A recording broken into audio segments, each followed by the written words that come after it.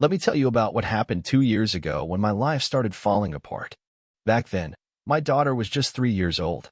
Because I had a busy work schedule, I didn't get to spend much time with her, so every moment I did get with her was really special.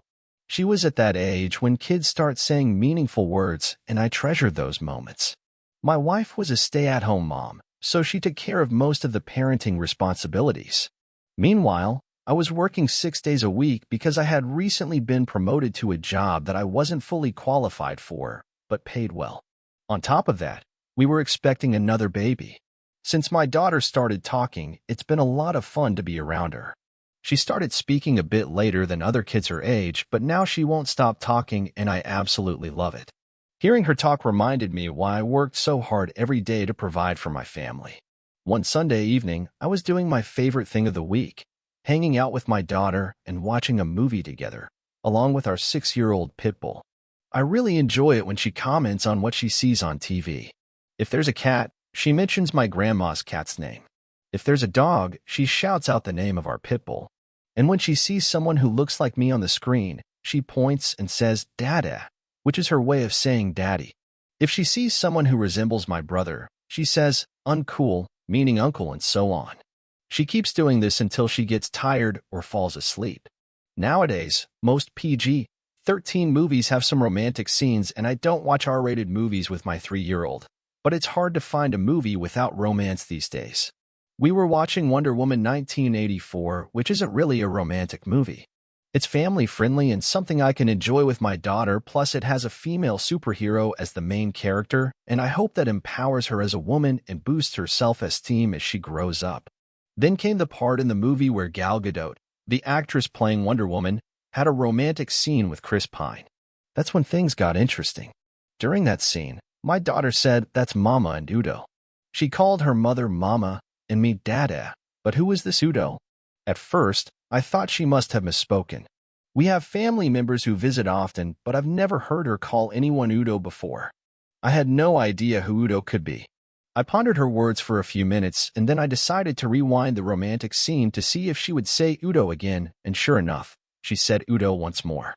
I turned to her and looked into her innocent, beautiful eyes. Softly I asked her, "Who is Udo?" She pointed to the ceiling, which didn't make any sense to me. I thought maybe she was pointing to God or something. To test it further, I played a different movie with a romantic scene to see if she would react the same way, and to my surprise, my daughter said the exact same thing. It made me wonder if she was trying to tell me something, but I had no idea what it could be. Who is Udo became the biggest mystery for me at that time. Some people may argue that you can't trust what children remember or say, and I would usually agree with that. However, around that time I read a news story about a 3-year-old who remembered their past life and even identified their murderer. Children can sometimes have a special wisdom, especially at that age. I know that story was about reincarnation, and my situation was different because it happened in the present. Still, it had a deep impact on me, and the uncanny similarities in age and the recent encounter with that story made me believe that children were oracles. It was such a surreal situation, and the biggest mystery for me was figuring out who Udo is. I couldn't possibly ask my wife about Udo because she might lie to me. Back then, I had complete trust in my wife and expected nothing but honesty from her. Speaking of my wife, she was born in the Middle East and came to America with her family as a teenager. She was raised as a Muslim. My parents also migrated from the same country as hers, but I was born here in the U.S. We were introduced through family connections, so our marriage had strong family support. We both identify as Muslims, but we're not extremely religious. We observe Islamic traditions and festivities and attend mosque on Fridays sometimes. My wife wears a hijab, but it's her choice, and I don't ask her to do it. Honestly, I don't really mind either way. She's 26 years old, and I'm 32. She's studying psychology in college, and before we started a family, she worked as a high school teacher. We decided together that she should become a stay-at-home mom and take care of the children. As for me, I work as a financial manager, and I'm relatively young for such a position at a big bank. We moved into our current apartment about 7 months ago because I received a promotion and had to relocate. It came with a significant pay increase of over $40K. Now that we know the background, let's continue. I remember putting my baby to sleep that night and still pondering over who Udo could be. I never thought about confronting my wife because honestly accusing her of something so serious without any evidence would be foolish. Besides, my wife was an amazing partner in every way. She was obedient, took care of household chores, cooked delicious meals, and we had a healthy bed life. There were no red flags whatsoever, so why would I accuse her of having an affair just because my daughter saw a movie scene and mentioned Mama and Udo? It seemed like a far-fetched idea. I don't know who Udo is, and it could very well be just a figment of my daughter's imagination. Accusing someone without solid proof is a serious matter, and once spoken, it can't be taken back. My next step is to find out who Udo really is. Even though the thought of my wife having an affair with Udo tormented me, I completely forgot about it the next day and carried on with my usual routine. Fast forward 2 months. It had been 9 months since we moved to our new apartment. One day we were walking our dog at a community park near our place. It was me, my daughter, my wife, and our dog. Suddenly we crossed paths with a man who was also walking his dog coming from the opposite direction. The interesting thing was that my dog seemed to recognize his dog right away. Both dogs acted like they knew each other, and my dog started running toward the stranger and his dog. I quickly pulled on the leash to stop my dog. I glanced at my wife, and she was trying her best to ignore what was happening, avoiding eye contact and looking straight ahead. When my daughter saw the man, she called out, "Budo, Budo." She called him with the same familiarity she would use for any of my relatives that she knows. But the man reacted differently. It was as if he didn't know her at all. He ignored us and continued walking, dragging his dog away, acting like a complete stranger who didn't recognize any of us. I made eye contact with the man, politely smiled at him, and he smiled back before continuing on his way. It was such a strange experience that left me needing an explanation. There was an awkward energy surrounding us even though the encounter with this stranger lasted only a few seconds. It felt much longer. I looked at my wife again, and she was still looking straight ahead as if she hadn't noticed what had just happened. I asked her who the man was and if we knew him. She responded dismissively, saying he was just an upstairs neighbor as if she barely knew him. I responded by questioning how our daughter knew his name if he was just an upstairs neighbor. My wife explained that the man had a habit of letting his dog off the leash and his dog would come looking for our dog. They had interacted several times and he would greet our daughter. It seemed like a reasonable explanation, right? But there was one thing that bothered me. Remember 2 months ago when my daughter saw a romantic scene in a movie and called out Mama and Udo? That same Udo is the person my daughter just called out to who turned out to be our neighbor. Coincidence? I don't think so. And when I asked my daughter who Udo was back then, she pointed to the ceiling. Strange, isn't it? Now my wife has confirmed that Udo is indeed an upstairs neighbor. This can't be just a coincidence. Something is going on here, and I was determined to find out what it is. My wife was acting oddly and being secretive. I never thought she would lie to me, and I hadn't caught her in a lie before, but there was a suspicious feeling in the air. We walked in silence for the rest of our walk after the encounter with Udo. I started thinking about all the what-ifs and how my life would be turned upside down if my wife was really having an affair. The idea of my wife being close with another man disgusted me even though the evidence was only circumstantial. I felt repulsed by the thought.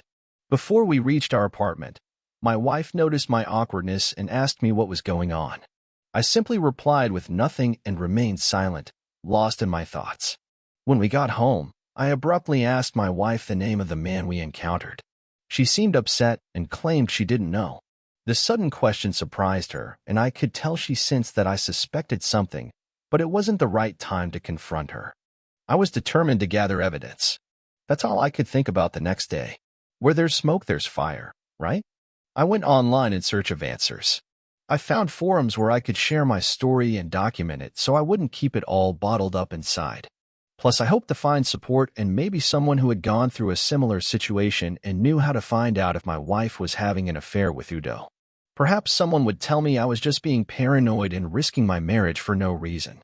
The first thing I needed to find out was the real name of the guy. If his name wasn't actually Udo, maybe Udo was just his dog's name. In that case, my suspicion would fall apart because it's impossible for Mama to be romantically involved with a dog. I also realized that I shouldn't take my daughter's words too seriously. She's only a 3-year-old and her imagination can run wild. People on the forum suggested hiring a private investigator to uncover the upstairs neighbor's identity. I couldn't go snooping through his mail or follow him myself due to my busy schedule. Taking time off work to track his movements and find out his profession seemed tempting, but hiring a private investigator would be more convenient, less expensive, and emotionally draining. I found a private investigator online who specialized in infidelity cases. I provided him with the gate code to my apartment and explained my schedule. His first task was to discover the neighbor's name, where he worked, his schedule, and his relationship with my wife. The first week of investigation was stressful. I had to act normal around my wife and go about my daily routine as if nothing was happening. I wanted her to let her guard down and not suspect anything. I made sure to stay at work longer than usual. It was important for me not to harbor any hate towards my wife at this stage. I was still in the process of finding out the truth, and everything was based on speculation and circumstantial evidence. After a week, I met up with the private investigator at a prearranged spot to hear his report. He informed me about his findings. He discovered that the man's first name is Hugo, but for obvious reasons I can't disclose his full last name. Hugo is 36 years old. The investigator shared that Hugo was recently divorced and has 2 kids he shares custody with his ex-wife, who got the house in their divorce settlement. That's why he's living in our apartment. Hugo has a girlfriend and is into fitness. The investigator revealed that Hugo works as a logistics manager at a distribution company. He has several employees under him, most of whom are female. The investigator presented me with a folder containing pictures of my wife and daughter at the dog park, sitting on the same bench as Hugo while their dogs played around. According to the investigator, their interaction appeared friendly, but he didn't witness any physical contact or signs of affection. So far, things were not looking good for my wife. It was troubling to see my wife lying about not knowing him or his name when there were multiple photos of them chatting together. Now I had strong reason to believe that my daughter was right all along. Hugo sounded a lot like Udo. The most disturbing part was the possibility that my daughter may have witnessed something inappropriate between them. It still bothers me to this day. We have never engaged in such acts in front of our daughter, not even when she was just a few months old. We've always kept our displays of affection private. Even though I would describe our bed life as healthy, we aren't the affectionate type outside of the bedroom. The private investigator asked if I wanted him to continue, and I decided to retain his services for 2 more weeks to see if he could uncover any further information. To be honest, I wasn't entirely sure what else I wanted him to find out. There was no way he would catch my wife and Hugo publicly displaying affection unless it was happening in my apartment or his. But I was encouraged by the initial debriefing and wanted to dig deeper. During the debriefing the following week, the private investigator observed that Hugo seemed to be involved with multiple women. He witnessed him going out with 3 different women, 2 of whom were his employees working under him, which is a violation in most companies. However, the investigator didn't discover anything new about my wife apart from the fact that she hangs out with Hugo at the park along with our daughter. In the 3rd week, I asked the investigator to look into those women Hugo was having affairs with and find out if they were married. He found that one of them was married with children, while the marital status of the other woman was single. He couldn't gather any information about the 3rd woman. At this point, I started thinking that Hugo is a terrible person. He's sleeping with other people's wives and abusing his authority at work. Moreover, it's highly likely that he's also ducked my wife. I needed more evidence to confirm if Hugo is having a relationship with my wife. I already had proof of my wife lying, but I wanted to know if she was putting my health at risk and potentially jeopardizing the paternity of our child. The investigator provided me with a hidden camera to install in our house, including our bedroom, along with instructions on how to monitor it remotely. In the 1st week, I didn't see anything suspicious, no signs of Hugo coming to my apartment. The 2nd week yielded the same result. I started considering giving up on the surveillance before my wife discovers the camera. She cleans the entire house every day, making it difficult to maintain its hidden position. I could confront her based on the evidence I already had and file for a divorce citing her emotional affair as the reason. However, the evidence of infidelity is weak since I only have proof of her lying to me. I could mention what our daughter said, but my wife would deny it, and I don't want to put any strain on their relationship. It's possible they are engaging in their activities at Hugo's apartment, where I wouldn't be able to capture any evidence. There's no way the private investigator could just camp out on the stairs of our apartment building watching my front door all day. I was ready to throw in the towel, but I couldn't give up now. I decided to give it one more week, and boy, did it pay off. It was a roller coaster of emotions as I watched the evidence unfold. I felt a wave of sadness and humiliation, but also a sense of relief that this agonizing 4-month ordeal was finally coming to an end. It had been a whole 11 months since we moved into this apartment. My daughter turned out to be right all along. She had told me about it 4 months ago, and now I finally caught my wife in the act. Let me share what I witnessed on camera. After I left for work, my wife took our daughter out for a walk with the dog. And when they returned, they were accompanied by Hugo. He entered my apartment together with the dogs. Hugo followed behind my wife, and my daughter was in front of her. Then I saw Hugo come up from behind and embrace my wife, caressing her and kissing her neck. Then she turned around and they began passionately kissing each other. The only thing keeping them apart was her 6-month pregnancy, which could potentially be mine or Hugo's. This conclusive evidence gave me the confidence to confront her. Their encounter didn't escalate beyond kissing and touching. Eventually, they separated and he left. It deeply hurt me to see how she repaid my love and commitment. I treated her with respect, never laid a hand on her in anger, and provided for all her needs. Yet she couldn't remain faithful or give me the loyalty I deserved. Her actions endangered my life by engaging in an affair with a man who had multiple partners, putting me at risk of life-threatening STDs. She betrayed the sole provider for our family. She behaved like a dog and should face the consequences of her actions. It was time to have a serious conversation with her. When I arrived home, I confronted my wife about her relationship with Hugo. She initially denied knowing what I was talking about and acted oblivious. However, the fear in her eyes revealed the truth she was hiding deep inside. Her secret was no longer concealed. I presented her with the pictures of her and Hugo together in the park. It was at that moment she finally admitted to knowing him, but she didn't want me to find out because she feared I would suspect something was going on between them. She kept lying, insisting that they were just talking and nothing inappropriate had occurred. That's when I revealed the existence of the hidden camera, leading to her cries of shock and embarrassment. Initially, I didn't feel angry or overly emotional because I had shed countless tears over the past 2 months. She fell to the floor, prostrating herself and begging at my feet. I asked her how long the affair had been going on, and she confessed that it started 2 months after we moved into the apartment. It had been almost a year since we relocated. Curiosity compelled me to inquire about how it all began. According to her, they met at the park and started chatting. He claimed to be a fitness trainer and had a small gym set up in his apartment.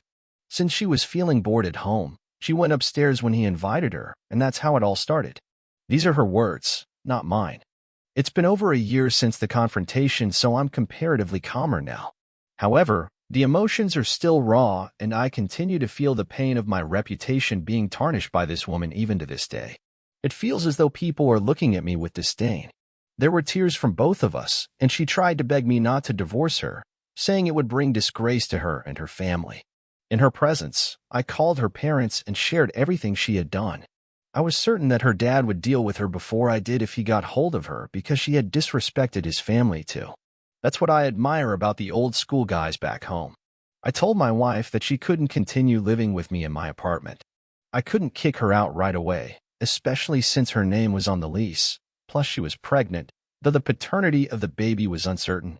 I informed her that she would be sleeping in a different room until I found her another apartment to rent. I agreed to cover the rent for 3 months while she searched for a job, and after that she would be on her own. Some people might expect me to kick her out immediately, but it's not that simple. I need her to take care of our daughter until I find a babysitter. I can't afford to miss work or lose focus because I have a lot of responsibilities, you know? At that time, I didn't know who the pregnancy belonged to, so it was a complicated situation. 2 days later, I helped her find a new apartment and had her sign the divorce agreement. We didn't want to spend too much on lawyers, so we opted for mediation. We were married for 5 years, and she stayed at home for 4 of those years. She earned significantly less than me when she was working. According to the divorce agreement, I was supposed to pay her alimony for 1.5 years. She couldn't go back to her parents or other family members because she was ashamed of what she had done. Pretty much everyone who knew her also knew the reason for our divorce. As for Hugo, we later discovered that the other woman he was involved with also had a boyfriend, so we shared evidence of their affair with her boyfriend, the coworker's husband who had kids, and the boyfriend of the other woman who didn't work with Hugo. They all received copies of the proof of their infidelity. We also contacted the HR department and sent them the pictures. We didn't need to remind them that he had violated company policy by sleeping with his subordinates. Fortunately, the company he worked for had a policy against that, and he was eventually fired. I had never really spoken to Hugo before, except for exchanging smiles during the dog walks. But once I was determined, I worked hard and spent a lot of money to ruin his life just as he had ruined mine. He ended up unemployed and had to move out of that apartment. I'm not sure if he knew I was the one behind it all. I'm sure my ex-wife must have told him something.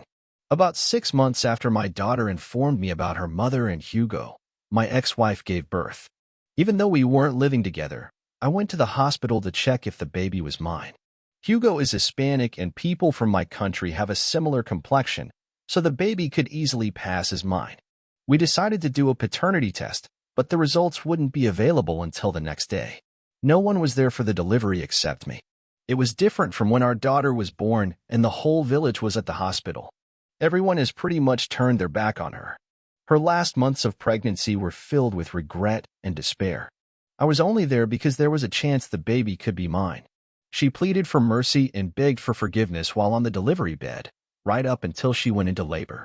She was relieved to see that I was there. Well, I sent Hugo a letter from the hospital letting him know that he had a baby, and guess what? He never showed up. Months later, my ex-wife told me that he only started showing interest when she put him on child support. Now my ex-wife works full-time and leads a difficult life, earning a wage similar to that of a high school teacher. I don't know if I would call it difficult, but compared to her life before, it's definitely challenging. I have full custody of my daughter even though our divorce agreement stated shared custody. I have a full-time babysitter because I don't want my daughter staying at a rundown apartment. I don't want her to experience a difficult life. I earn enough and work too hard for her to live in such conditions.